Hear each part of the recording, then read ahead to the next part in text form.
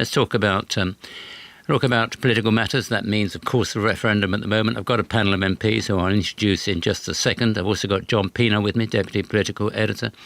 It's getting very tight, this, John. It is. Yes, it is. I mean, we've got now 3 opinion polls in a clutch, which have pretty much just been published, and they tell us that the outside, the Leave the EU side, the Brexit side, are on these polls getting their nose in front.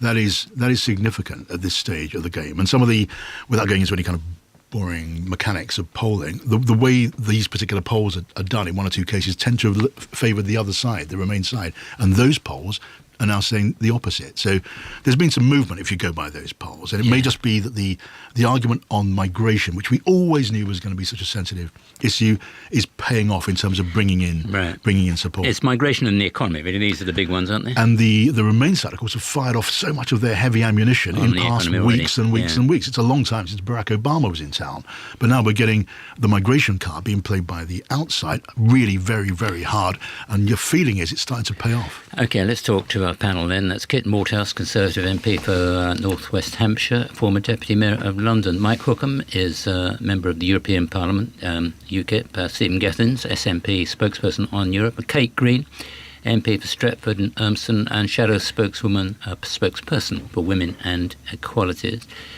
Kit, do you agree with that analysis of John's? Absolutely. It looks like it's going our way. I'm a Brexit person. I think through the plague of locusts and frogs and everything that's been promised, people are glimpsing the promised land. You're trying to say you've got a positive message here? Yeah, absolutely. Everybody's just trying to scare me to death here at the moment. No, we have been trying. Vote Leave has been trying over the last few months to give a positive message about a Britain outside of the EU that would be able to forge its own path, and that would lead to, as I say, a bright, sunlit uplands for the UK, rather than what we've been promised, which, as I say, is plagues of dragons and all sorts of stuff. It's a shame we haven't got television here. Really. I love the way you flourish into the sky. Yeah. Look, there was a Britain before the EU, and there will be a fantastic Great Britain after the EU. Stephen Gethin. Yeah, well, look, I think John's right. Things are tight, and I think any of us involved in this debate who don't think it's tight need to get out there and talk to people. We've got a fight on our hands. I think both sides. Nobody's taking anything for granted. But I have to say, with Vote Leave and the latest with the immigration stuff, a lot of scaremongering, a lot of half-truths. I tell you something. A few months ago, I said that we should have a good debate and start from the basis that the UK could do okay outside the EU, but I think on balance... I remember you saying that. It would be, quite shocking to hear you I said. No, but we should have that debate. I found out for my pains that I then appeared on a Vote Leave leaflet, totally misrepresenting what I'd said, with a slicing and dicing what I'd said very, very carefully. That was pretty poor, Kit, don't you think? No, I think we need as many allies as we can get, and the truth is you're not the only one. Misrepresenting people is not quite the way. It was a half-truth, and actually you should withdraw that. Also, on the common fisheries policy, which you used for me, it was me criticising the member state, not the European Union, which you totally misrepresented. That's a matter you'll have to take up with them at a later date. I think I want to get the other 2 voices in. One is Kate Green. Kate, what do you make of the state of play at the moment? I've no doubt that we're going to be working even harder to make the case for remaining in the European Union. Do you think you're losing it at the moment? I don't ever trust opinion polls until the day of the actual real live poll when people go out to vote. But this has always been a very tight contest, a very tightly balanced decision. And it's really important that we get the facts, the important arguments about what it means, not just for us, but for our children and grandchildren, if we take the risk of leaving. We've also got research today from the TUC showing that the average worker would be £38 a week worse off were we to leave the European. That's a lot of money. That's the trouble. You get figures and figures and figures. I've had so many numbers. I know. I'm losing them. I know, but the underlying argument I think people really understand, which is if we're out of Europe, trade becomes more difficult with our major trading partner. There's more cost of trading with our major trading partner. That depresses our economy and that depresses wages. Mike Hookem, you can come back on that if you like. Well, polls are notoriously wrong, but maybe they've redeemed themselves this time. You've just seen a poll you like the look of, haven't you, mate? Well, the only poll I listen to is when I'm stood in the pub or in the supermarket speaking to people, and everybody I'm speaking to are saying that they're voting out. Me too. So let's hope that's the way it's going to go. Let's hope that the people there listening at home now on the 24th, when the results are coming in, have made me redundant. But is it the immigration, UK Mike, MEPs. that's tipping people your way? You believe is it immigration that's doing the trick?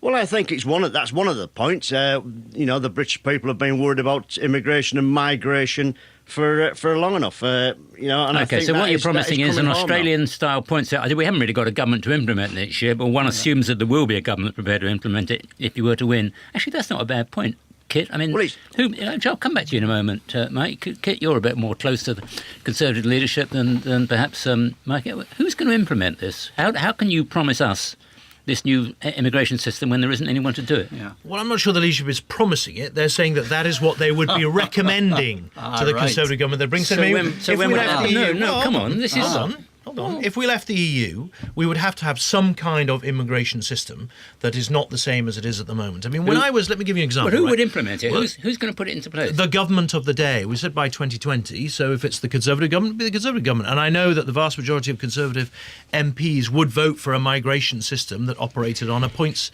basis. When I was Deputy Mayor of London for Business and Enterprise, right, it always frustrated me. I was trying to position London as the science capital of Europe, if not the world. It always frustrated me that it was easier to get a prolific French burglar into the UK than it was a world-beating Chinese scientist. There has to be something mad about an immigration system that discriminates on that basis. David, John, did you want to come in? Yeah, I think actually you've illuminated what, in another context, in another programme, Test Match Special, Geoffrey Boycott refers to as the corridor of uncertainty. In this, there is a great deal of uncertainty. The fact is, leave aside the arguments, if the vote is to leave the European Union on the 24th of June, it's a change of policy in a massive way. It's not a change of government. We still have the same government, and at that moment, at least, the same Prime Minister. Now, I'm one of those who think, how long would David Cameron survive? If there was a vote to leave, I'm not sure about how long. But the government would then have to translate this massive decision into policy. And that would be a work of some duration and some difficulty. It doesn't automatically mean, for example, by any means at all, that we revert to some sort of, not revert, but move to a point system for European migration. There'd have to be some kind of a discussion and accommodation, endless negotiation before we get there. And there'd be a tug of war. Look at Boris Johnson and look at Michael Gove. They've started already. Yeah, I'm going to come back to that in a moment. Talk a little bit about this point system. Let's say, all right, we get it. What difference would it make? I'm just going to play a very short excerpt from a lady called Madeleine Sumption, director of the Migration Observatory, who I'm told are neutral on this matter. They're based at University of Oxford. She says this system would not cut immigration. Australia has a system that is basically designed to increase migration by assigning people points and kind of trying to increase the pool of people who might want to go to Australia by as much as possible, and then they select from that pool. That's very different from what politicians are talking about doing in the UK. Right. I don't know if that makes any sense to you, Mike Hookem. I mean, but how would you see this system working? Well, let me just say first off, when I leave this studio, I'm going to go buy a lottery ticket. We've now got the polls on our side, and now we're hearing the people are talking about a policy that we've been talking about for many years, a points-based system. It's got to be fair. I did hear it from UKIP, I think, first of all. Yeah, and we've been saying that this is a fairer system. And I have to say, the last lady you've had on there, the migration, we have to ask where they've got their funding from, and I think it's the European Union that funds them, so I think they're a little bit biased. John, did you want to come in? Hang on a second, Mike. You did just raise that. Yeah, I'm not sure I actually agree with that analysis of what a point system would do. A point system, which is about deciding who comes in by way of allocating points to those skills and those individuals you decide the economy needs most. It's a mechanism, and it's used according to the government policy of the day to either increase flows of migration or reduce in particular areas. That's the point. That's the point. It would be the British government who decides who and how many people come in at any one time. Right. I mean, I'll come back to you in a moment if I might, Mike. But Kate Green, I have to say that sounds to a lot of people quite an attractive option, a points-based system which could be implemented if we weren't in Europe. I guess it would work two ways. European Union countries would say, well, we will impose a point system on UK workers who want to come to our countries too. I think you'd have a lot of bureaucracy, a lot of regulation. Well, that's not a bad and system, then I think that the problem would be that you would see the whole of the European economy actually quite inhibited by the loss of the benefits of free flow of workers. And, if the rest of the European economy starts to struggle, ours does too, whether we're out or whether we're in. I think the free flow of workers, although it causes real pressures in some communities, and I recognise that, and we do need to address that with investment in housing and protecting wages, overall, these people come to this country, pay taxes, and are net contributors to our exchequer and to paying for our public services. Yeah, I mean, you've got to say, Kit Malthouse, in the end, it's the economy which matters, isn't it? I mean, Well, it may be, but that, if you'll forgive me, that argument is missing the point. The point is, what we need to get to is a situation where the British government can control who and how many people come. If they decide that for the good of the economy we should have more people with particular skills, then great. But if they decide for community cohesion that they shouldn't, then also they can pull the brake. But if in taking back that power from Europe, you actually break up the European economic system and damage yourself, then it doesn't really matter how many controls you exert because you damage your economic system. Not necessarily. I mean, there is a European free trade area. The Turks are part of the European free trade area. They're not members of the EU. They don't have free movement of people to and from, and yet 1 in 5 cans of baked beans is heated on a Turkish product in this country. So it's not we're missing a fundamental point on freedom of movement, which is that EU migrants to this country, migrants, expats, whatever you want to call them, wherever they are, make a net contribution. The Chancellor would have a black hole in his budget if it wasn't for the EU migrants. On top of that, freedom of movement is a positive thing. I'm somebody who benefited from freedom of movement. I worked elsewhere in the European Union. I brought back skills, expertise, contacts, and I know that there are people in my constituency, University of St Andrews amongst them, who benefit from free movement. It is a good thing for the economy. I also come from a part of the country where emigration is the problem, not immigration. Mike, you started the debate. It's your policy. Go on, come back. Mike Hookem. Well, when we start controlling our borders, which we don't control at the moment, and we stop this migration, which is costing the country, we're having to build, on these figures, a house every 7 minutes or something like that. It's costing us billions in benefits to these people. No, it isn't, Mike. That's nonsense. A black hole in the Chancellor's in-work benefits at the moment is £5 billion for EU migrants. Then we need to improve wages. That's the figures. So, and why would we stop? Why would people stop, being let to travel to Spain, to any of these other countries? Why would you stop that? Yeah. Would Benidorm suddenly say, sorry, mate, you're not coming here for your holidays, we don't want your money? They wouldn't. Those who live there through free movement. Just to say, there are two things that matter to this argument: numbers and skills. Right? At the moment, the last net migration figure into the UK was 333,000. That means we are people coming into the UK. It's about a new Liverpool every 18 months. Right?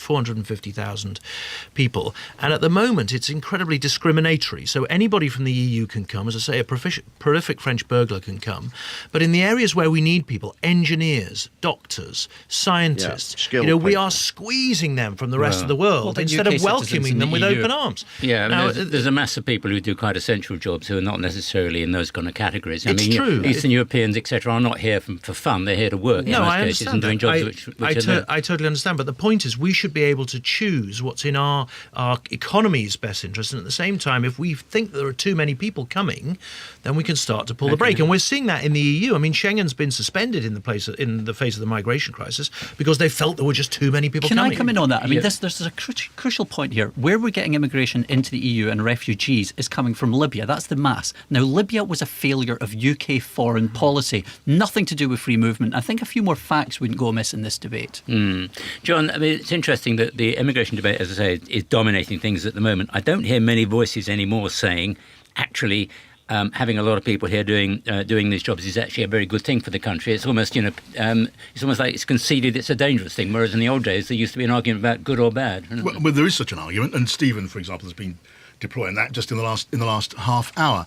It maybe you don't hear it as much as you might because it's quite a difficult argument to sell on an awful lot of doorsteps in this referendum. I mean, there is a big philosophical, economical, political argument to be made in favour of migration into this country, just as there's one that's being made very clearly against that. But if you're trying to turn wavering voters, well, there are easier ways to do that than that particular issue, selling the case for migration from a standing start. I think a bit of leadership on that. I have to say a bit of leadership in mean, north of the border, which is the bit I know best, the immigration issue is not as big an issue. People recognise the benefits of the economy. And to be fair, across all parties, there's been a bit of leadership on this as well. And so I think a bit of leadership and a few facts about the benefits of immigration. I think my only point is, with the contest now, so very finely poised, so close to the winning post, it's going to be the great big sort of monosyllabic arguments that may make the difference. And a nuanced case for migration is a little hard to sell to a lot of people. Just a quick point. The two aren't mutually exclusive. It is possible to be pro-migration and also pro-having immigration controls. If you look at some of the most successful immigrant countries in the world, Australia, Canada, they have extremely strong immigration Australia controls. has double the number of immigrants. Well, that's the choice of the Australians, right? And all we're saying is we should have our own choice. I've got one more thing I want to talk about. Actually, I'm going to put the question in particular to Kate because it involves something said by John McDonnell. Sadiq Khan shared a platform with David Cameron. A good thing or bad thing?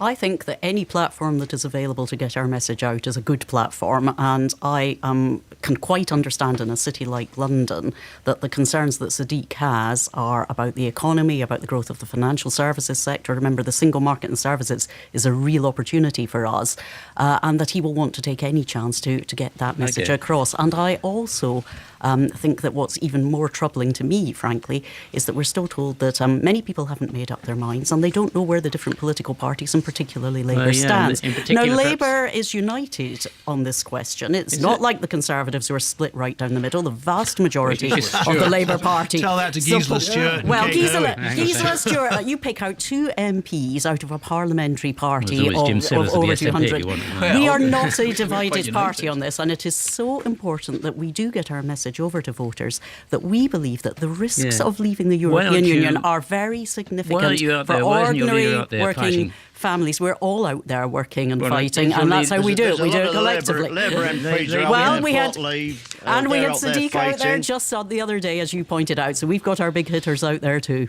Yeah. What about Jeremy Corbyn? Does he still want to come out? He spent his Jeremy does not. Jeremy has made. Now, Mike, you're not. Then he became the leader of the Labour Party. Oh, Mike, you're not paying attention. Jeremy's been absolutely crystal clear. He wants us to stay in Europe. He's campaigning for that, and of course he wants to see it reformed. As soon as he became a leader. And when the facts change, people who think change their minds. Yeah, so it took him 40 years then to change his mind. And where we are today, it's our major trading partner. It's the source of important employment rights. It would be extremely risky for us to... Do you agree with Alan Johnson then that the loss of workers' rights would be a price worth paying for EU membership? That's not what Alan Johnson said. That's what Alan Johnson said, and Alan Johnson's an MP in my city. Possibly, that's what he said.